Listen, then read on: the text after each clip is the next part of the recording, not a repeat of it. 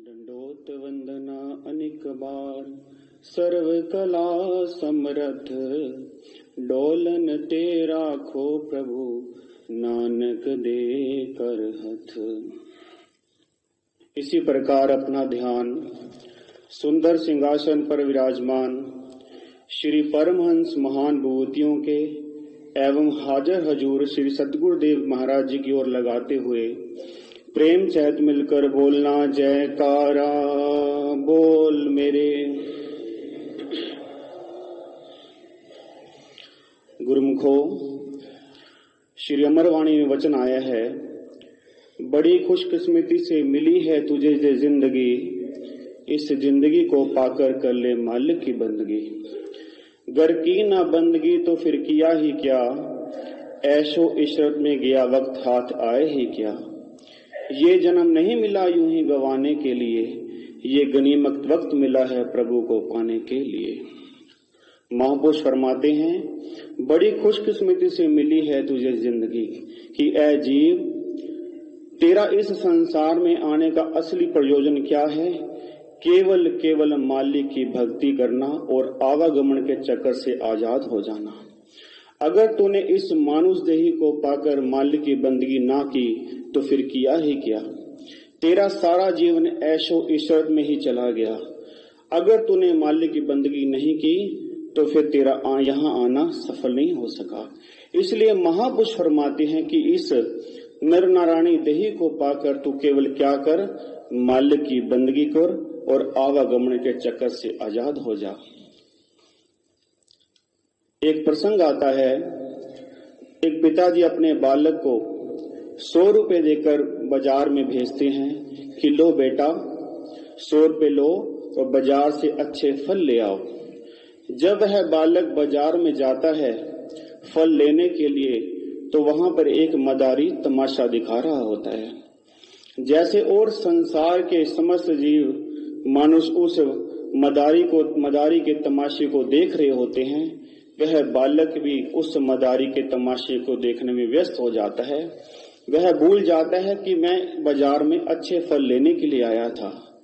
जब मदारी ने तमाशा दिखा दिया, उसने अपनी मजदूरी लेने के लिए हाथ आगे बढ़ाया। जैसे और संसार के जीव ने उसको मजदूरी दे दी, ऐसे ही उस बालक ने वो 100 रुपए उस मदारी को दे दिए। जब वह अब खाली हाथ हो गया तो जब घर की ओर जाता है तो पिताजी पूछते हैं, बेटा अच्छे फल ले आया? नहीं पिताजी। क्यों? वहां पर एक मदारी तमाशा दिखा रहा था, मैं तमाशा देखने में व्यस्त हो गया। जब मदारी ने वो मजदूरी मुझसे मांगी तो मैंने वो 100 रुपए उसको दे दिए। तो वो पिताजी बहुत ही नाराज हुए। ऐसे गुरुमुखो हम जीव भी हैं।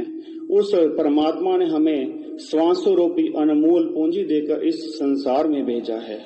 वो मदारी कौन है? वो इस संसार की माया है। वो 100 रुपए क्या थे? वो हमारे अनमोल श्वासों की पूंजी थे, जिसको यहाँ आकर हमने ऐसे ही गवा दिया जैसे उस बालक ने गवा दिया। इसलिए महापुरुष फरमाते हैं, दुर्लभम मानुष जन्म, मिले ना बारंबार, तरुवर जो पत्ता जड़े बहु न लागे डार।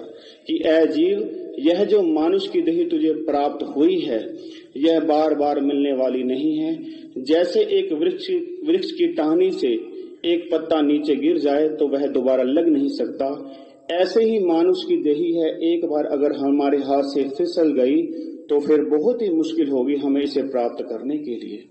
अब यह जीव यह समझता है कि मैं इस संसार में 4 धाम 68 तीर्थ हैं, उन पर स्नान कर आऊंगा तो मुझे बैकुंठों की प्राप्ति हो जाएगी। नहीं गुरुमुखो, ऐसा होने वाला नहीं है। क्योंकि वाणी वचन आया है, अंतर मैल जो तीर्थ नावे, तिस बैकुंठ ना जाना, लोकपति ने कछु नहीं होवे, नहीं राम अयाना। पूजो राम एक ही देवा, साचा नावन गुर की सेवा। जल के मज्जन जे गत होवे, नित नित मेंढक नावे, जैसे मेंढक तैसे एह नर फिर जोनी आवे।